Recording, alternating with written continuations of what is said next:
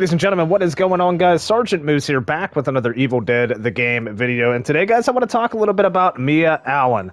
Okay, so I wanted to make this video a few days ago. However, on the 8th, because I play on PlayStation 5, we were unable to get Mia on that day. We didn't get her until yesterday. I wanted to take a day, kind of play around with her, get used to her, mess with different builds and things like that to see how we could maximize her effectiveness in battle. So, with that said, guys, I think we have a build here that I'm really enjoying, and I want to talk about it a little bit because she is versatile. She can be built in different ways. But yeah, let's get into it. So anyway, let's start with her abilities. So she has the Uncontrollable. Obviously, most of us know about that. When activated, Mia cannot be possessed, but fear level increases and cannot be decreased. However, when the ability deactivates, her fear level drops according to how many evil units she killed while it was active. So it has a 25-second duration, which is a lot of time, guys. It's actually a pretty nice duration. It gives you a 20% base melee damage increase just by popping the ability. And the fear increase per second is 3, and the decrease per kill is 8.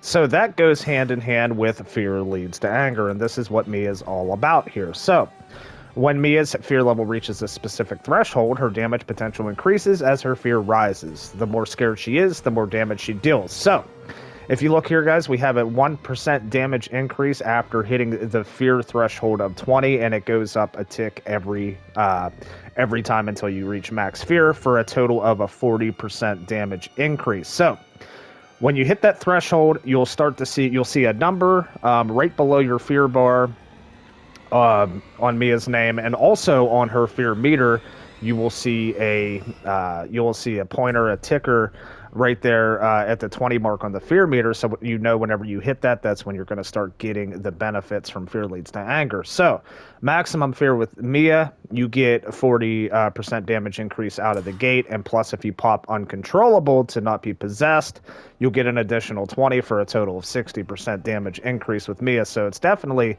she's obviously a damage dealing warrior. So let's come down here to Blood Rain. This is also kind of an overlooked ability. I don't really see much of a difference with this bleeding damage. I'm sure it's going to take some more testing, but I'm sure it does make somewhat of a difference, but I just really haven't noticed it yet.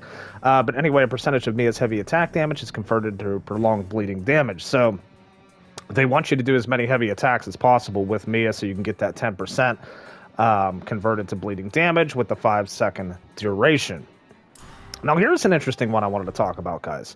Is the Weapon Master. She gets a 10% increase to machete damage just from using the machete. Of course, she has the health balance bar and dismemberment damage as well, and a faster attack speed with the machete. I personally still think even with that 10% damage increase, unless you're getting like a purple or a legendary machete, there's still probably better melee weapons that you can use over the machete, and we'll talk about that. But it's still, if you can get a decent rarity machete, it's still not bad to use with her. You can definitely go through a whole game and win with a machete with Mia. It's just not my primary choice of weapon that I would go with her. But with that said, let's jump into the skill tree. Again, I will say right off of the bat, guys, what I've noticed with Mia is she is very high damage, probably the highest damaging warrior class, maybe even above Scotty. She just outputs tons of damage, especially with her abilities. Obviously, they're going to make her, kind of steal the show in terms of damage. So over here in the skill tree, the last word, we obviously went with that. Now, we're focused on heavy attacks on this build, but it's kind of interesting. I want to talk about this heavy attack thing a little bit, and how her health and everything kind of factors into that. So coming down here, we have Artful Dodger. We put 1 into that because if you go ahead and upgrade your pink Fs to 2 on stamina, you'll get an extra dodge with Mia. For her health, she absolutely needs health with this build, guys, and honestly, she needs even more than this, but I just don't have the points to put into it. We went to a 20% industrial strength increase for maximum health there. For the quicker cooldown, we want to get that ability popped as often as possible. For 1, so we do that extra damage, and for 2, so we don't get possessed and obviously kill our teammates, because this is a pretty powerful build. So we got a 10% cooldown reduction to try to get that ability, cooling down as quick as possible. Over here is obviously a no-brainer. Obviously should be done with every warrior. We went max melee here for devastating force for a total of 15%. Now, there has been a nerf with dismemberment damage, guys, that I have noticed. Dismemberment just does not work like it used to. It is more difficult now to take off the arms of Deadites than what it used to be. Definitely I don't know if it was a shadow nerf. I have to look at the patch notes again, but definitely dismemberment damage was nerfed. So we went ahead and we hit these 2 nodes just for a little bit of extra dismemberment damage because we are using sharp weapons. This is the only type of weapons we really want to use on this build. So we have a 25% total of dismemberment damage if we're using a sharp weapon. Coming down here, we just had to hit this node. Balance bar damage also received a nerf after receiving a buff last update. It received a nerf now. Which is actually interesting, too, because with the Plaguebringer Demon and all of the buffs she can do with the power, or with the balance bar with her demons, with her Deadites, makes it even tougher to take them out. But we went ahead and we went, because we want to get across to here, we want a 5% balance bar, 5% with blunt. We're probably not going to use blunt, so we got like a 5% there. We want to get over to heavy hitter, because again, we're focused on heavy hits with this build. We went up to 15% there, extra heavy hit damage with melee attacks. Coming down here, we hit this node, 3%. Big difference maker there. Coming down here, this is kind of just, just a bridge to get across to the other perks, but we plan on having more health than less health, so 100% health, you get a 5% damage increase. It's obviously not going to be very beneficial for much of the match at all, but it's there. Coming over here, 5% stunning strikes, balance bar from heavy, 5% just to get here. Now, this is where it becomes interesting, guys. So, it increases damage dealt by one-handed melee weapons or two-handed melee weapons. We went ahead and maxed the two-handed melee weapon on Mia. And why? The reason why is because move on over, Scotty. You have some competition with the Lumberjack Axe. Now, I'm going to say one thing, guys. And I know there's a lot of folks out there that disagree with me. I've seen some Mia videos, and a lot of folks are running two-handed Lumberjack heavy builds with Mia. And honestly, I personally think it's probably the best for damage output on Mia as well. I think right before this video, I went through a match with a common Lumberjack Axe and got somewhere around 90,000 damage or something like that, just with the common, just from dishing out heavy hits. Now, there is a risk to this. It is rewarding, but there is a risk because Mia is a squishy warrior. She is probably the squishiest warrior in the warrior class. Now, you can buff her up if you want to go that route, kind of sacrifice damage to get more buffness to her, which is totally cool. If you want to make her more tanky, that's great too. But, I feel like a lot of people want to see, how high of damage numbers they can get with Mia because she can definitely bring the damage. She's kind of like a hunter. She's kind of like a melee hunter, but without the dodges. So with this build, we're prioritizing Lumberjack Axe. So if you're a Scotty in the game and a legendary Lumberjack Axe drops, do not always expect to be getting that Lumberjack Axe if there's a Mia in the game. If she gets to it first, she may just take that, even though Scotty has the mastery. But yes, we're prioritizing Lumberjack Axe. Now, here's the interesting thing. She doesn't have the mastery, so she doesn't swing as fast and different things like that with Scotty. So every time you're going for them heavy hits, yeah, you're going to do massive damage with them heavy hits with the Lumberjack Axe, but you're also opening yourself up each and every time to take damage. This is why I feel like with this build, you absolutely need a good supporting cast around you, especially a good support character that's constantly feeding you shemps throughout the game. If you have a good support that's keeping you alive, you're going to do insane damage. You're going to wreck mobs, bosses, elites, everything like that, and you're going to win the match. If you don't have a good supporting cast, this build is probably not going to be the best versus a good demon because Mia is going to die. She's going to get hurt a lot.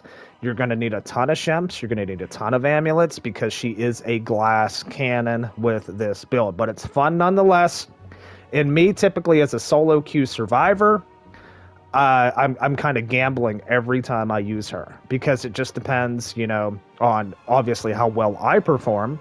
how well I stay alive and how well my supports and my characters around me are also helping me out. So, with that said, guys, massive potential with Mia. Now, I want to talk about the one-handed. You can go one-handed with her, too.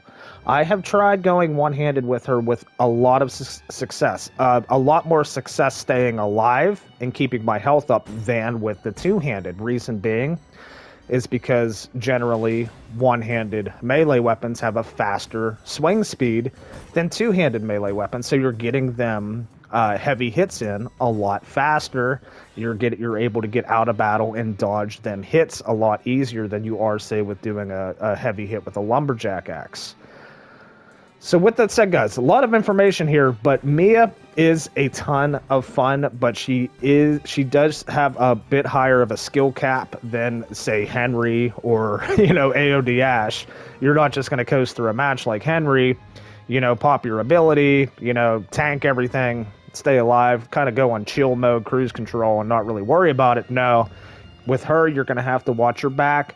You're going to have to kind of be aware. Your awareness is going to have to be high. You're going to have to keep an eye on everything around you at all times, because there's going to be things, hitting you in the side and the back, and you're going to be seeing your health decreasing. So that's where your supports come in. That's where, just got to play it kind of smart with her, I've noticed. But if you do, it's going to be very rewarding, because you're going to help your team not only win the match, but you're also going to have a pretty end game report there for Mia with big damage numbers, lots of kills, things like that. But yeah, with that said, guys, this is my build with Mia. It's a two-handed sharp build. However, on the fly, we can swap it over to a one-handed just as easy.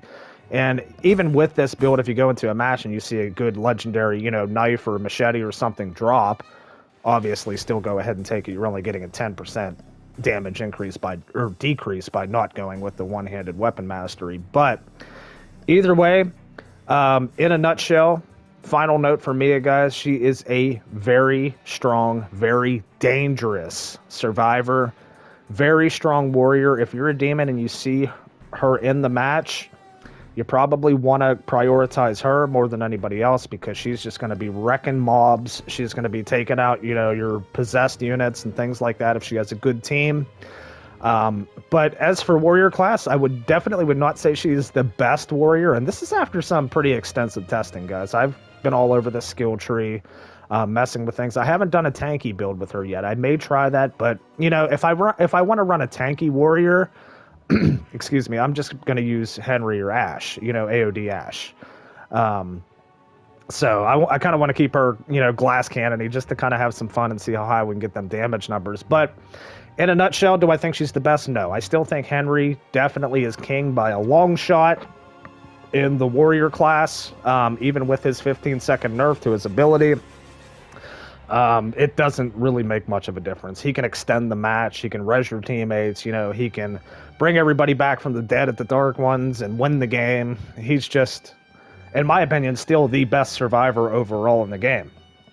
And with her and AOD Ashe, kind of neck and neck, because even AOD Ashe, especially with the one-handed sharp build, he can output the damage very nearly like Mia. Not to mention his Wiseman's Potion, which keeps him alive, deals more damage, brings his fear down, takes his health up, all that good stuff. So, as of right now, I think I'm putting Mia at like the 3 spot in the warrior class, right above Scotty. Still better than Scotty. Poor Scotty needs some love, man. He's a glass cannon as well. He can do some absolutely massive damage too. But I feel like abilities-wise, Mia has a really strong ability. So I want to talk a little bit about her pink Fs too, guys, in game real quick. Now, typically when I'm running warrior, I try to prioritize shield first, just to get that double shield going with warrior. But with this, Mia, tankiness and survivability are lower on your priority list than damage. I feel like with this, Mia, you want to get that damage maximized as quick as possible, so I usually spec into melee first. Get the melee the whole way up, stick with the team and work on taking out those mobs. From there, I'll usually get spec into stamina, get them 2 points up to get that extra dodge. And then maybe I'll go shield or health after that. But I like to prioritize melee and stamina. I really wish she had the dodges of a hunter. I guess that would probably be a little OP, but it seems like that's what she is. It seems like she's a hunter with melee weapons that just doesn't have the dodges. That's Mia in a nutshell. But I want to know what you guys think about this video. I know I'm probably going to have some controversy. You guys are going to see the skill tree. Some people are going to say, whoa, why did you spec into that? You should have done this. We're still learning, guys. We've only played her for one day, but I've messed around with this build. I've had quite a few 80 to 100,000 damage matches. I have had matches where I've died with her, multiple times, just doing stupid crap, and but it's a work in progress. We're having a lot of fun, seeing a lot of success and a lot of potential for Mia. So that's my take on it, guys. Sorry it's a bit late. Like I said, we got a little late jump on the DLC because we're on PlayStation, but nonetheless, we got it out. Hope you guys enjoyed the video. Hope it helps you out. My name's Sergeant Moose. Thanks so much for watching, and we'll see you on the next one. Take care, ladies and gentlemen.